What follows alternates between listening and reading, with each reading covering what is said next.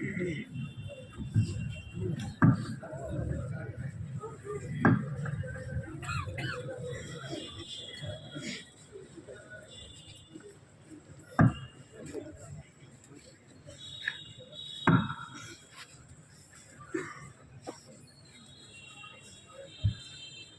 اللہ الرحمن الرحیم نحمد ونصلی علی رسولہ الکریم اما بعد اعوذ باللہ من الشیطان الرجیم بسم اللہ الرحمن الرحیم وتلک الایام نداولها بین الناس صدق اللہ العظیم وقال النبی صلی اللہ تعالی علیہ وسلم لا يؤمن من لا يأمن جاره بوائقه او كما قال عليه الصلاة والسلام وعلى آله وصحبه أجمعين۔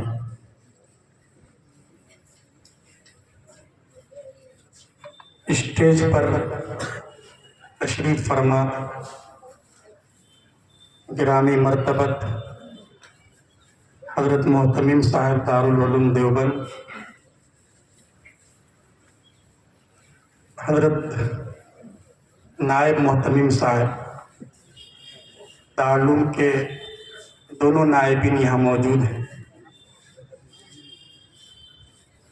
اساتذہ کرام، طلبہ عزیز اور میڈیا سے وابستہ جو ہمارے دوسرے دوست حضرات ہیں وہ بھی یہاں موجود ہیں۔ اللہ رب العزت کا شکر ہے کہ اللہ تبارک و تعالی نے ہمیں آزاد ہندوستان میں سانس لینے کا، ہندوستان کے وسائل سے فائدہ اٹھانے کا اور اس دیش کے وکاس میں، ترقی میں، اسے آگے بڑھانے میں اپنا رول ادا کرنے کا موقع عطا کیا ہے۔ آزادی کے جشن کے موقع پر میں آپ سبھی حضرات کو، دیش میں بسنے والے سارے دیش واسیوں کو دل کی گہرائیوں سے مبارکباد پیش کرتا ہوں، اور ہمیں اس نعمت کی قدر کا احساس ہونا چاہیے، ورنہ کسی آزاد ہندوستان کا خواب اپنی آنکھوں میں سجائے ہوئے ہمارے بہت سے اکابر اس دیش کے لیے اپنے آپ کو قربان کر کے اس دنیا سے چل بسے، لیکن انہیں اپنی ظاہری آنکھوں سے ہندوستان میں جب آزادی کا سورج طلوع ہوا تو اس کی کرنوں کو اور اس کی روشنیوں کو دیکھنے کا موقع نہیں ملا۔ یہ ہماری اور آپ کی خوش قسمتی ہے، لیکن اتنا بڑا دیش جس کو اللہ تبارک و تعالی نے بے پناہ وسائل سے، سورسز سے نوازا ہے، لنکا کے علاقے سے لے کر افغانستان کی سرحد تک جو دیش پھیلا ہوا تھا، اور جس دیش پر انگریز سامراج نے قبضہ کر لیا تھا، اتنی قیمتی اور بیش بہا چیز کو وہ یوں ہی نہیں چھوڑ سکتے تھے۔ اس لیے یہ آزادی کی دولت ہمیں آسانی سے نصیب نہیں ہوئی۔ آج کے اس پروگرام کا مقصد جہاں یہ ہے کہ ہم آزادی کا جشن منائیں، آزادی کی قدر و قیمت کا احساس ہو، اس لیے کہ ہر انسان آزاد رہنا چاہتا ہے۔ ایک پرندہ، اس کی فطرت میں بھی اللہ تبارک و تعالیٰ نے آزادی سے محبت عطا کی ہے۔ اگر کوئی اس کے گھونسلے کے قریب جاتا ہے تو وہ اپنی آخری ممکنہ حد تک اس کے دفاع کی اور ڈیفینس کی کوشش کرتا ہے۔ ہر جاندار اپنے آپ کو غلامی سے بچاتا ہے، اور مسلمانوں کی تاریخ تو حریت کی رہی ہے، آزادی کی رہی ہے۔ شروع ہی سے اسلام نے غلامی اور محکومیت کو قبول کرنے سے منع کیا۔ اس لیے اس دیش پر جب وہ برا وقت آن پڑا کہ یہاں انگریزوں کے ناپاک قدم جمنے لگے، ہالینڈ سے برطانیہ کی تجارت تھی، گرم مسالے کی تجارت، 5 پاؤنڈ کی یہ تجارت ہوا کرتی تھی، یعنی ایک مسالے کی قیمت تھی۔ جیسے آج کل مہنگائی عروج پر ہے اور آپ کو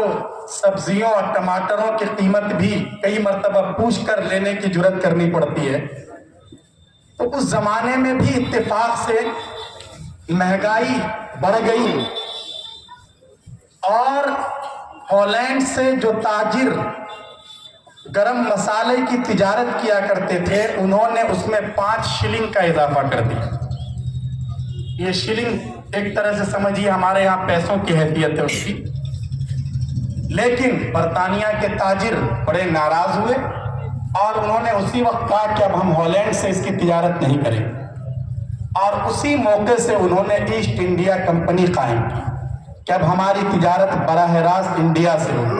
وہاں کے وسائل سے، وہاں کی چیزوں سے، وہاں کے مسالے سے ہم فائدہ اٹھائیں گے، اور اس طرح یہ کمپنی وجود میں آتی ہے۔ اور سب سے پہلے اس کمپنی کا نمائندہ گجرات کے علاقے سورت پہنچتا ہے،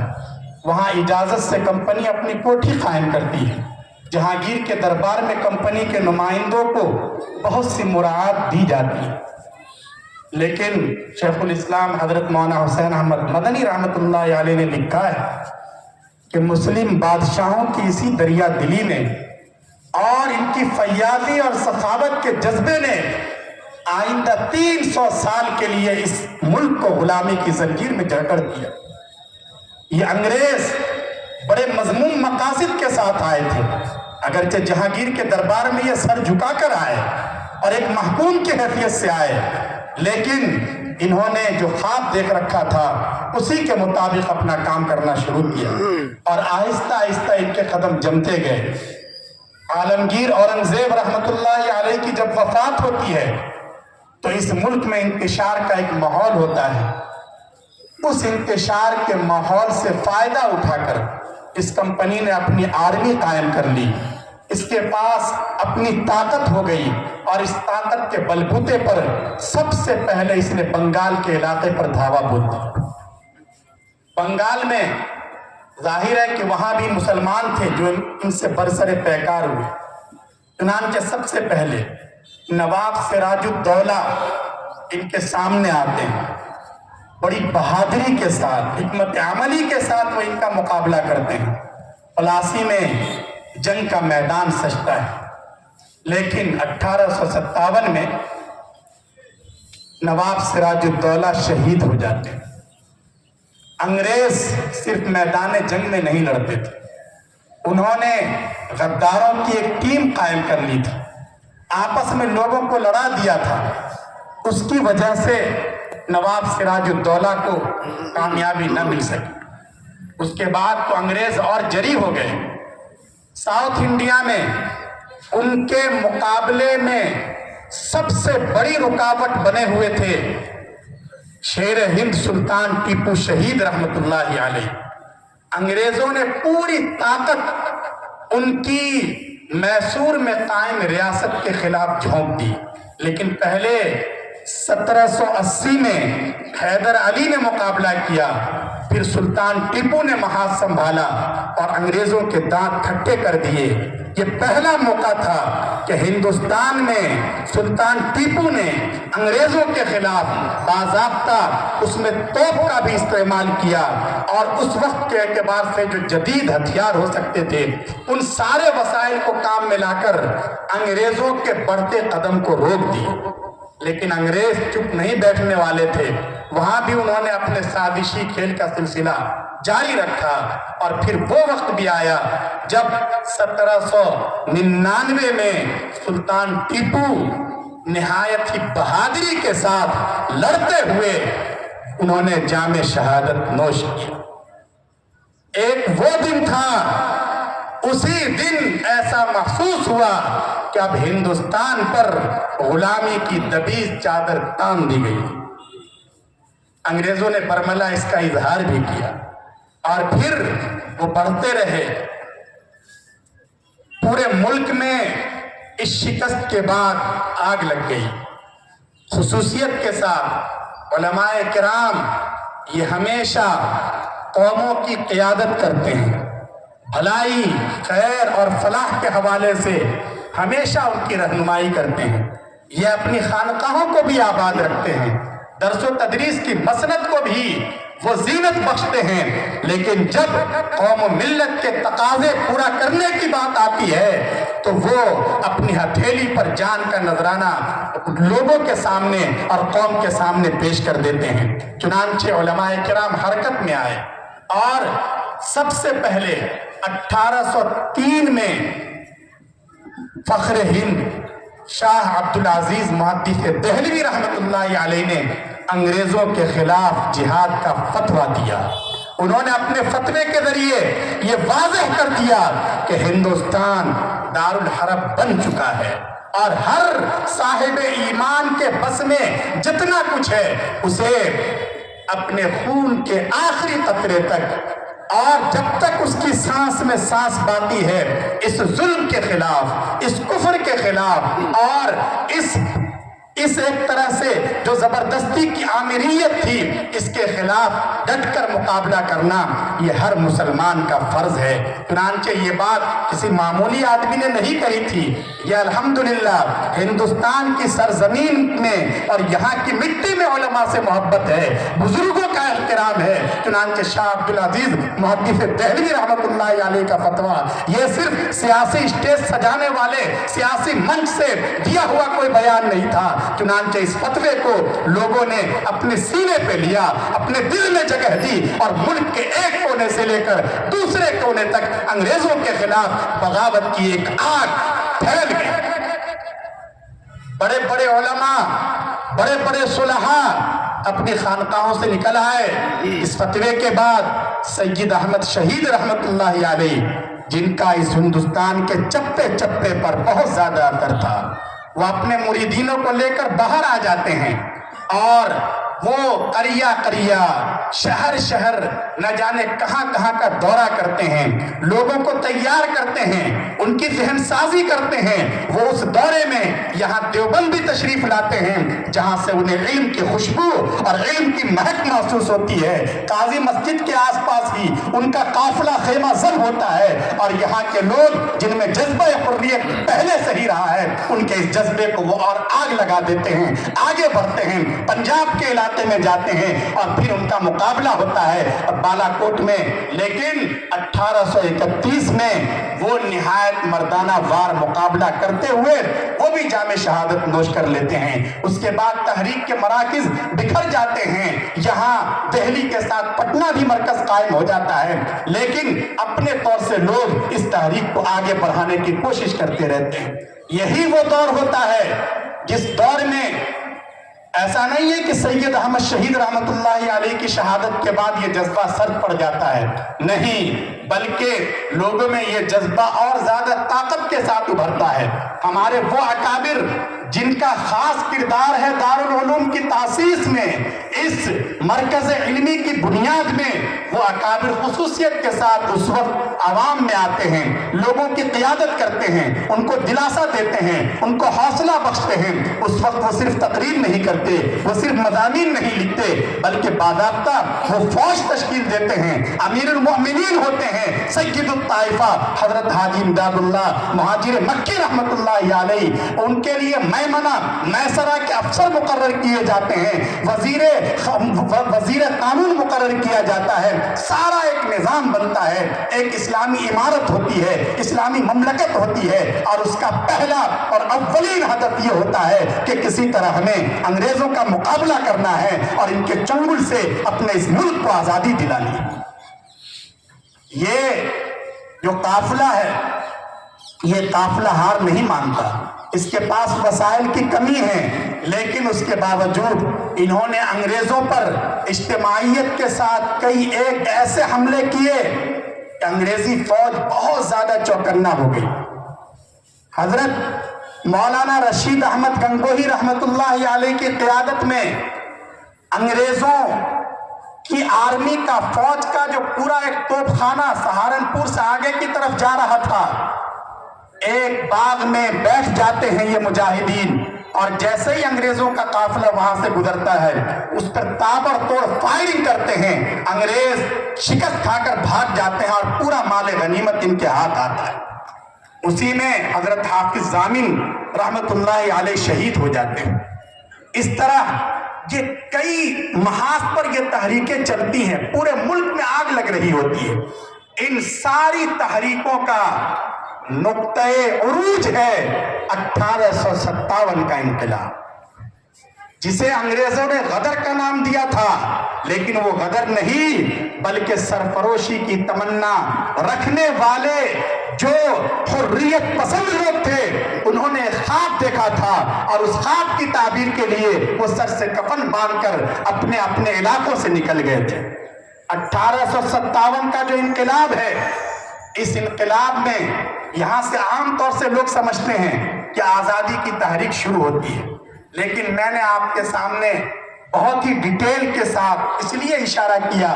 تاکہ ہمارے ذہنوں کی تطہیر ہو سکے۔ یہ آزادی کی لڑائی صرف 1857 سے شروع نہیں ہوتی ہے، ہم لوگ 1947 سے جب سے آزادی کا جشن مناتے آئے ہیں، اس سے 200 سال پہلے سے یہ آزادی کی لڑائی لڑی جا رہی ہے۔ افسوس کی بات یہ ہے، اور یہ اس کو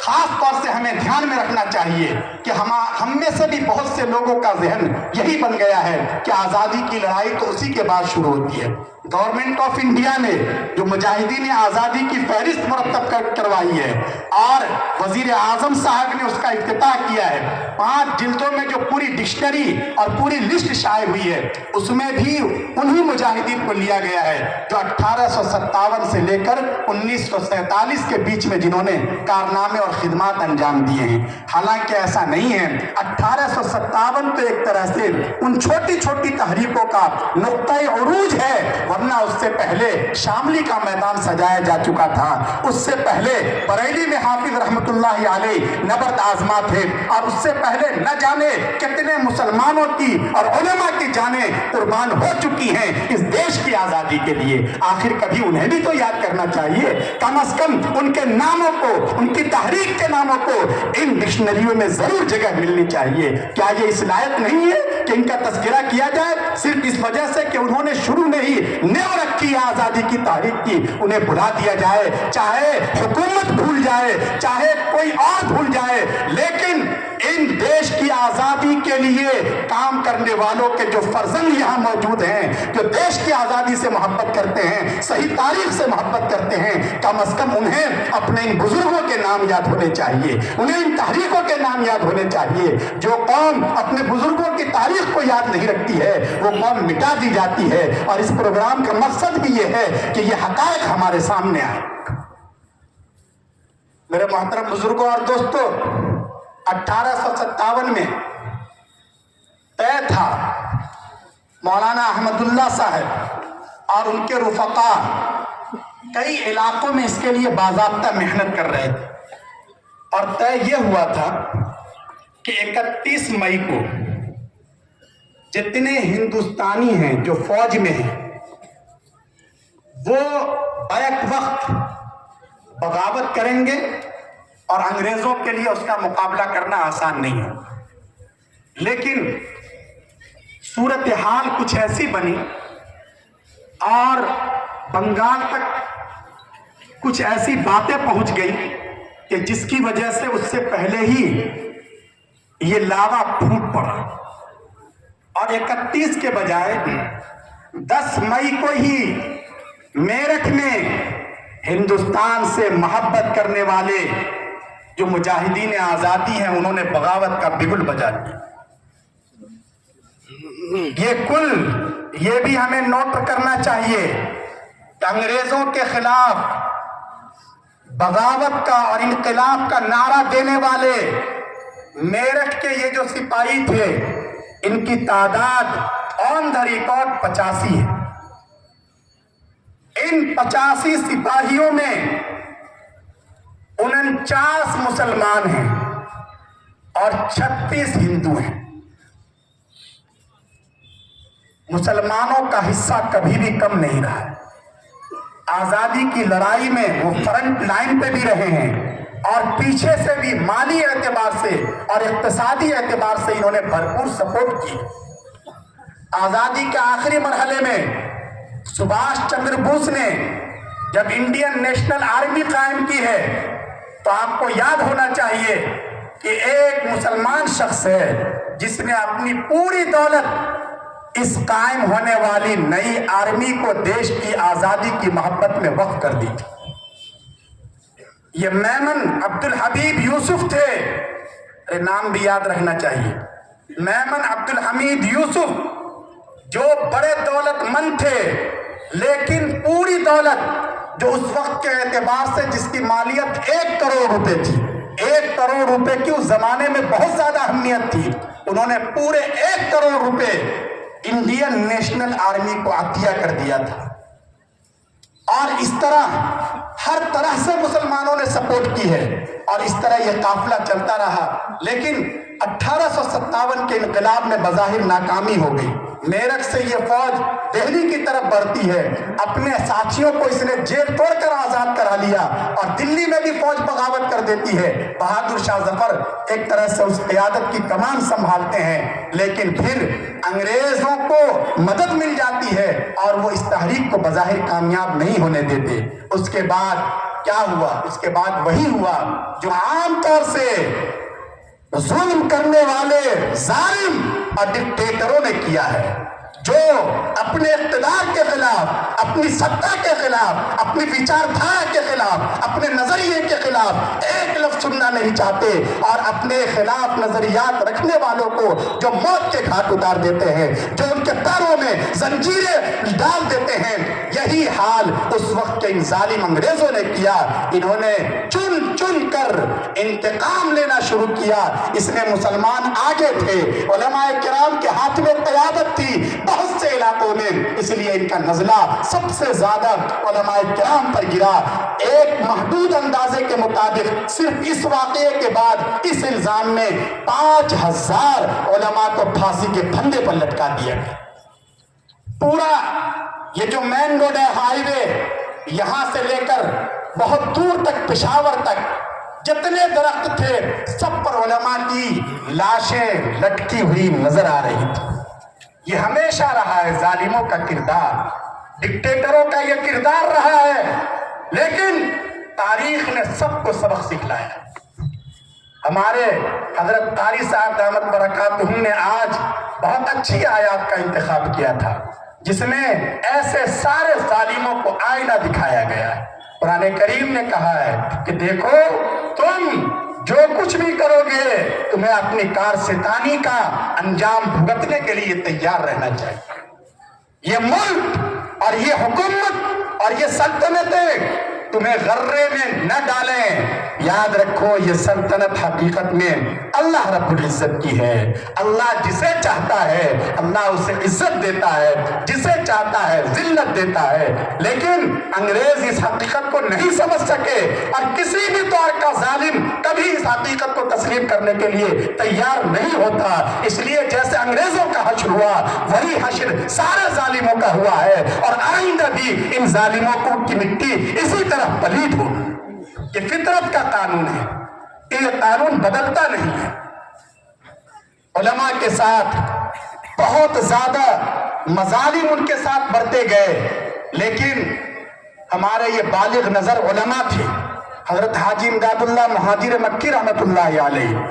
حضرت مولانا قاسم نانوتوی رحمت اللہ علیہ، حضرت مولانا رشید احمد گنگوہی رحمت اللہ علیہ، ان حضرات نے جب یہ دیکھا کہ وقت کا تقاضا یہ ہے اور حالات ایسے ہیں کہ ہم شاید میدان جنگ میں ان کے بڑھتے قدم کو نہ روک سکیں، تو انہوں نے اپنی حکمت عملی تبدیل کی اور 1857 کے چند سال کے بعد ہی انہوں نے 1866 میں دارالعلوم دیوبند کی نیو رکھی۔ آپ اندازہ لگا سکتے ہیں کہ کس پس منظر میں دارالعلوم قائم ہوا ہے۔ اس لیے دارالعلوم کی مٹی میں آزادی سے محبت ہے۔ یہاں جو طلبہ تیار ہوئے، جو پڑھانے والے تھے، یہ سب وہ تھے جو آزادی کے لیے اپنا سب کچھ قربان کر دینے کا حوصلہ رکھتے تھے۔ یہی کی خاک سے شیخ الہند حضرت مولانا محمود حسن دیوبندی رحمت اللہ علیہ اٹھتے ہیں، اور انہوں نے پوری پلاننگ کی، اپنے شاگردوں کی ایک ٹیم تیار کی، اور انگریزوں کے خلاف بڑی منصوبہ بندی کے ساتھ دنیا کے کئی ملکوں کو انہوں نے تیار کر لیا تھا کہ باہر سے ان کی فوجیں اٹیک کریں گی اور اندر سے یہاں کے جو ہندوستانی ہیں وہ بغاوت کریں گے، اور اس طرح انگریزوں کے لیے اپنے قدم کو جمانا مشکل ہو جائے گا۔ انہوں نے اپنے شاگرد حضرت مولانا عبید اللہ سندھی رحمت اللہ علیہ کو، جو اسی دارالعلوم دیوبند کے پروردہ تھے، انہیں کابل بھیجا۔ انہوں نے پورے صوبے کے عوام میں اور افغانستان کے لوگوں میں ایک طرح سے تحریک پیدا کر دی، اور سب سے پہلی حکومت انہوں نے قائم کی، آزاد ہند حکومت انہوں نے قائم کی۔ ہندوستان کے باہر ہندوستان کے نام پر حکومت قائم کی گئی ہے، لیکن اس میں غور کرنے کی بات یہ ہے کہ شیخ الہند رحمت اللہ علیہ کے ایما پر، ان کے مشورے پر مولانا عبید اللہ سندھی جو حکومت قائم کر رہے ہیں، اس حکومت کا وزیر اعظم اگرچہ مسلمان ہیں، اس حکومت کا وزیر خارجہ، ہوم منسٹر اور فورین منسٹر اگرچہ خود مولانا عبید اللہ سندھی ہیں، اور اس کے پرائم منسٹر مولانا برکت اللہ بھوپالی ہیں، لیکن اس حکومت کا پریسیڈنٹ جن کو بنایا گیا وہ تھے راجہ مہندر پرتاپ سنگھ۔ شیخ الہند رحمت اللہ علیہ جو اس دارالعلوم دیوبند کی فکر کے بانیوں میں ہیں اور اس فکر کو آگے بڑھانے والوں میں ہیں، اس دارالعلوم دیوبند کے پہلے طالب علم ہیں، ان کے شاگرد جب کابل میں جا کر ہندوستان کی آزادی کے لیے آزاد ہند حکومت قائم کرتے ہیں تو اس کا پریسیڈنٹ اور صدر وہ کسی اور کو نہیں، حالانکہ وہاں آس پاس سب مسلمان ہیں، پھر بھی وہ راجہ مہندر پرتاپ سنگھ کو انہوں نے بنایا۔ انہوں نے یہ میسج دیا، انہوں نے یہ پیغام دیا کہ اس دیش میں ہندو بھی ہیں، مسلمان بھی ہیں، سکھ بھی ہیں، عیسائی بھی ہیں۔ ہماری پالیسی صرف اپنے آپ کو پرموٹ کرنے کی نہیں ہونی چاہیے، ہماری پالیسی سب کو لے کر چلنے کی ہے۔ اگر ہم سب کو لے کر چلیں گے تو واقعتاً یہ ہندوستان آگے بڑھے گا، آپس میں بھائی چارہ رہے گا، اور ہندوستان میں جو محبت کی خوشبو پھیلی ہوئی ہے وہ محبت کی خوشبو اور زیادہ پھیلے گی۔ یہ پیغام ہمارے بزرگوں نے دیا ہے، دارالعلوم دیوبند سے پڑھنے والے شاگردوں نے دیا ہے، دارالعلوم دیوبند کے تیار کردہ مجاہدین آزادی نے دیا ہے، اور اس پیغام کو ان بزرگوں نے اور آگے بڑھایا۔ شیخ الہند رحمت اللہ علیہ کی پلاننگ اگر کامیاب ہو گئی ہوتی تو شاید اس وقت ہندوستان کا نقشہ کچھ اور ہوتا، لیکن اللہ کو منظور نہیں تھا اور وہ گرفتار کر لیے جاتے ہیں۔ ان کے ساتھ شیخ الاسلام حضرت مولانا حسین احمد مدنی رحمت اللہ علیہ کو اور ان کے شاگردوں کو مالٹا کی جیل میں بھیج دیا جاتا ہے، لیکن پورے ملک میں ان کی رہائی کے لیے احتجاجی مظاہرے ہوتے ہیں جن میں ہندو بھی ہیں، مسلمان بھی ہیں، اور اس طرح آزادی کی شمع لوگوں کے دلوں میں جلتی رہتی ہے۔ 3.5 سال کے بعد شیخ الہند رحمت اللہ علیہ مالٹا کی قید سے واپس آتے ہیں۔ اس وقت ویسے ہی نحیف اور کمزور جسم کے تھے، اپنی زندگی کے آخری پڑاؤ میں ہیں، لیکن اس وقت بھی شیخ الہند رحمت اللہ علیہ کا یہ پیغام تھا کہ آزادی کی لڑائی تنہا مسلمانوں کے لیے لڑنا یہ بصیرت اور حکمت کے بالکل خلاف ہے، ہمیں سب کو ساتھ لے کر چلنا ہے۔ جمعیت علماء ہند قائم ہوتی ہے، ان کے شاگرد، ان کے پروردہ، ان کی فکر سے ہم آہنگی رکھنے والے لوگ اس جماعت کے اولین قائدین میں ہوتے ہیں، اور یہ جماعت آزادی کے لیے اپنی جد و جہد شروع کرتی ہے انہی خطوط پر جو خطوط شیخ الہند رحمت اللہ علیہ نے طے کیے تھے، دارالعلوم دیوبند کے بزرگوں نے طے کیے تھے، اور جمعیت علماء ہند نے اس وقت سرفروشی کے جو جذبات پیش کیے ہیں، آج کے ماحول میں آپ کے لیے اس کا اندازہ لگانا بھی مشکل۔ یہ وہ وقت تھا جب حکومت کے خلاف ایک لفظ بولنا یا ایک لفظ لکھنا بہت بڑا جرم سمجھا جاتا تھا، لیکن جمعیت علماء ہند نے اپنا کنونشن بلایا اور کنونشن میں بہت صاف لفظوں میں مطالبہ کر دیا۔ یہ وہ وقت تھا جب آل انڈیا نیشنل کانگریس وجود میں آ چکی ہے، اس کے بڑے بڑے لیڈر ملک کے کونے کونے میں اپنے پروگرام کر رہے ہیں، لیکن انگریزوں سے وہ چند سیاسی مراعات کے علاوہ کسی چیز کا مطالبہ نہیں کر رہے ہیں۔ وہ اپنے حقوق کے لیے اور رائٹس کے لیے لڑ رہے ہیں۔ یہ جمعیت علماء ہند پہلی جماعت ہے جس نے اپنے کنونشن میں کہا کہ ہمیں پورے ملک کی آزادی چاہیے، ہمیں چند رعایتوں کی بھیک بالکل مطلوب نہیں ہے۔ یہ جمعیت نے جب اپنے کنونشن میں یہ مطالبہ منظور کیا ہے، بعد میں جا کر کانگریس نے رد و قدح کے بعد جمعیت کے اس مطالبے کی تائید کی۔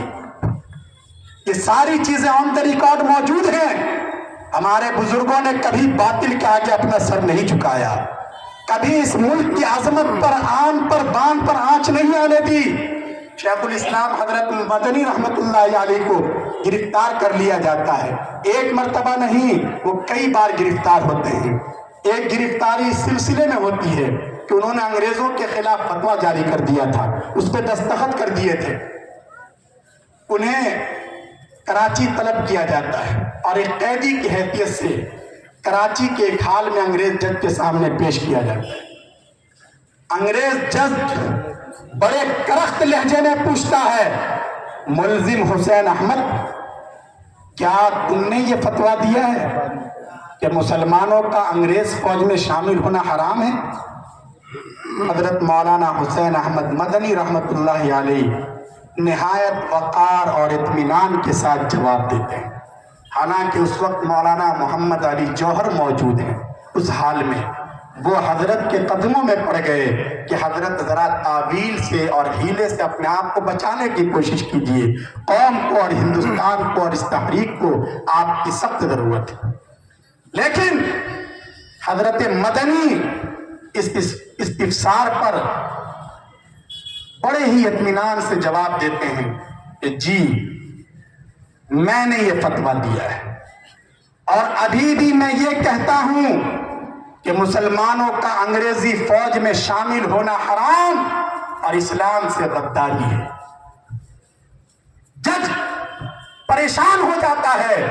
پہلو بدل کر وہ نہایت کرخت لہجے میں پوچھتا ہے، ملزم حسین احمد، کیا آپ کو معلوم ہے اس کی سزا کیا ہے؟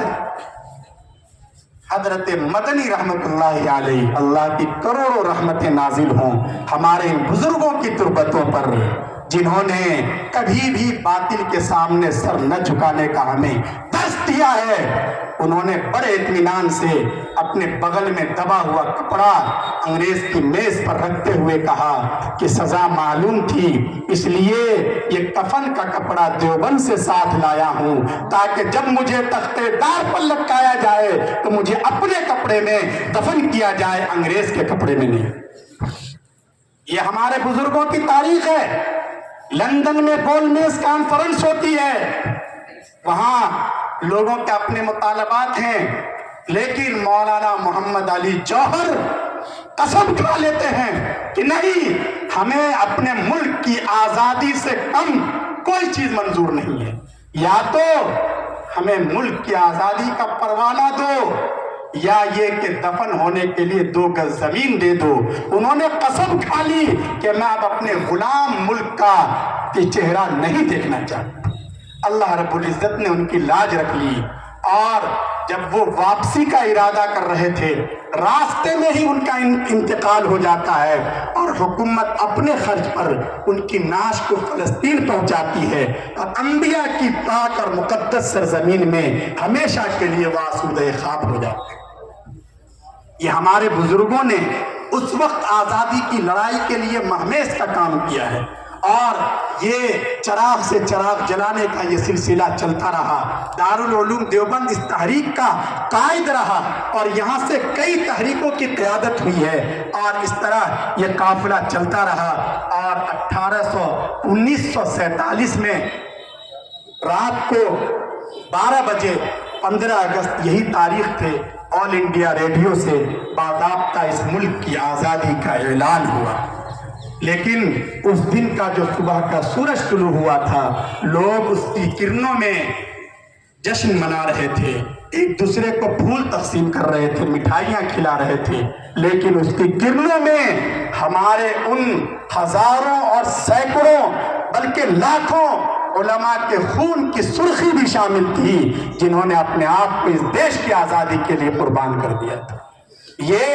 ہمارے اس ملک کی تاریخ ہے، ہمارے بزرگوں کی تاریخ ہے۔ نئی نسل کو یہ سب سمجھنا چاہیے، یہ جاننا چاہیے۔ مسلمانوں کی کمزوری یہ ہے کہ وہ تاریخ ساز تو ہیں، وہ تاریخ بناتے ہیں، لیکن جب تاریخ نویسی ہوتی ہے، تاریخی چیزیں مرتب کی جاتی ہیں، تو کبھی وہ خود ہی اپنے آپ کو الگ کر لیتے ہیں، یا جو لوگ تاریخ لکھنے والے ہوتے ہیں وہ اپنے خاص ایجنڈے کے تحت انہیں سائڈ پہ کر دیتے ہیں۔ یہ بہت بری بات ہے۔ تاریخ کے ساتھ ناانصافی یہ اچھی چیز نہیں ہے۔ جو تاریخ جیسی ہے اسے ہمیں اسی طرح پیش کرنا چاہیے۔ اگر ہم نے دیش کے سامنے بگڑی ہوئی تاریخ پیش کی ہے تو یہ ہم حقیقت میں اپنی نسلوں پر، یہاں کے پڑھنے والوں پر اور یہاں کے جو تعلیم یافتہ افراد ہیں ان پر ہم انیائے کر رہے ہیں، ہم ان پر ظلم کر رہے ہیں، ہم انہیں جھوٹی چیزیں بتلا رہے ہیں، ہم انہیں پھر جہالت کے اندھیارے میں لے جا رہے ہیں۔ اس لیے ضرورت اس بات کی ہے کہ جو